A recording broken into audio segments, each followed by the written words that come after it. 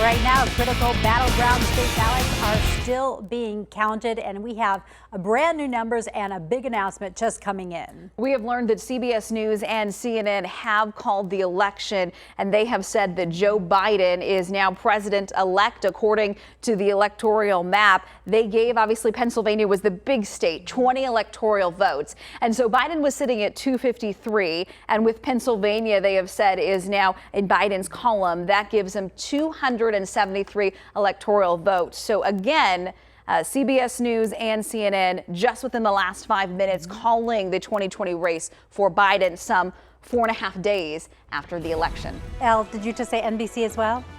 ABC is calling the election for Biden as well. So let's talk about Arizona, where we stand. We still have just a couple more ballots still to be counted. We just had that major drop of ballots just about a half an hour ago. So the gap between Biden and President Trump narrows right here in Arizona, only separated by just more than 20,000 votes. So as of this morning, 98% of our ballots here in Maricopa County had been counted. So we want to talk to Javier Soto this morning because there's new information just coming in. Many stations, including CBS, which is our sister station, CBS 5, calling the presidency for former Vice President Joe Biden. Javi. Yeah, and that's just happening moments ago. You know, it was all the excitement waiting for the 9 o'clock this morning to get the big drop here at Maricopa County of ballots unaccounted for. They dropped about 46,000. Out of that 46,000, it narrowed the lead that former Vice President Joe Biden had against the President Donald Trump to about 20,000 votes. But really, there wasn't a pathway beyond that for the president to make up ground, because you're looking at not big batches of unaccounted ballots so far. And so it didn't look like he was going to pick up that ground and win Arizona anyhow.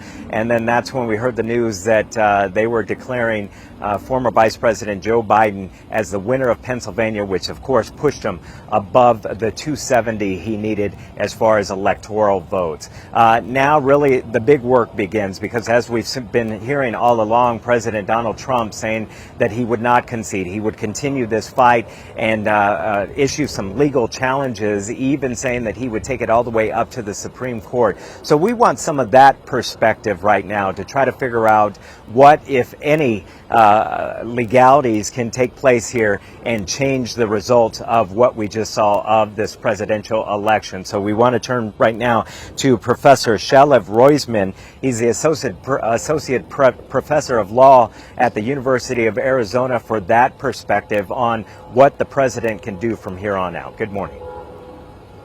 Morning. Thanks for having me. Thank you for adding this perspective. And yeah, go ahead. Sorry. No, I was just going to ask you in terms of what avenues the president has from here on out. Yeah, great. Thanks. So I think the president has obviously spoken publicly that he's going to file lawsuits to try to overturn the results of the election as we see them now. Thus far, the lawsuits are just unlikely to do it. They have not alleged any substantiated allegations of actual voter fraud or irregularities. Even in the cases where they've filed lawsuits, the numbers of votes at issue are just not enough to affect the outcome. And so I think as we speak today, none of the lawsuits are likely to overturn the results of the election. And I think in terms of pathways, look, in this country, we pick our leaders through elections, obviously. And so we have elections and people vote in person.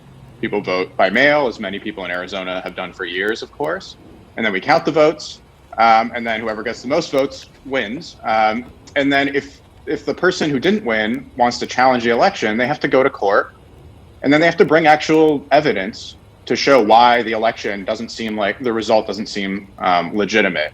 And thus far, there has just been no evidence of that, that even by the Trump campaign. They've made kind of vague allegations of fraud, but no evidence of it.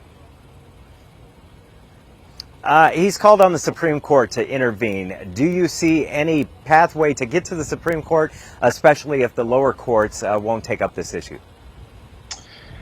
So there is a case pending or that the Supreme Court has been involved in Pennsylvania, but it involves too small an amount of votes to matter. But basically what's going on there is votes that came in after Election Day could still be counted if they came in by Friday, according to the Pennsylvania Supreme Court. And the Supreme Court of the United States asked that those ballots be segregated and not included in the count. And that's what the Pennsylvania Secretary of State has done. And so conceivably, they could end up throwing out those ballots. But even if they did, there are not enough to change the outcome of the election.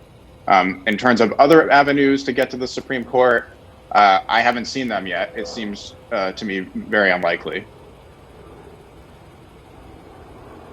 Obviously, the presidential election of 2000 is one that many watch very closely when you see the fighting going on well after the last vote is counted.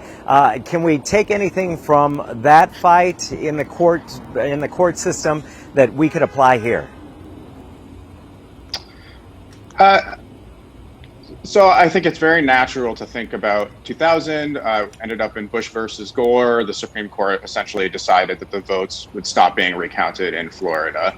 I think there's some important differences here. For one, the vote counts do not seem nearly as close as they were in Florida. It was like 500 something votes in a state of millions and millions. And also there are a number of states that seem to be putting Joe Biden over the top. And so it would require recounts, actual evidence of irregularities. I don't think there's much to, I guess the one lesson that I think you can take away from it is that there's likely to be a lot of litigation. It seems to me the litigation is less substantial or much less likely to overturn the result than it was in Bush versus Gore. And I guess the last thing I would say is George W. Bush was up in Florida and the Supreme Court said, let's stop recounting. It's a different dynamic when the President-elect Joe Biden is up. And so I think it puts a lot more pressure on the Supreme Court to not overturn who's up rather than to say who's up is going to stay up. All right. Thank you very much for the legal analysis of what we can see moving forward. We appreciate your time. Javier, we heard him say it might be a difficult path to the Supreme Court, but you know, from hearing some of the interviews that we heard this morning here from Dr. Ward, it seemed like the Republican and the Trump administration were going to follow through after maybe Biden was called the winner. Yeah, what's interesting, and I don't know if you recall the question that I asked Dr. Ward, if there's so many irregularities happening here in the state of Arizona, or so many votes in question, why hadn't they filed a legal challenge as they did in some of the other states where we saw those legal challenges already filed days ago? And she said that they were watching closely and perhaps when the final votes were counted, that they would file a legal challenge of some sort, but we'll have to watch very closely. But according to this professor, it doesn't look like any of these legal challenges might overturn the votes of the people. And again, the big update, if you're just now joining us, major networks, CBS, the AP, all of the other major networks, CNN as well, calling this, saying that they predict that Joe Biden will become the next president of the United States. So complete coverage. And Javier, thank you for joining us on a Saturday. Yeah. We know you don't usually work on Saturdays, but you obviously have so much political knowledge and insight. So it's great to have you with us throughout the morning. So a lot of information just coming into our newsroom. It was fun. Thanks for having me. Hey, don't go anywhere.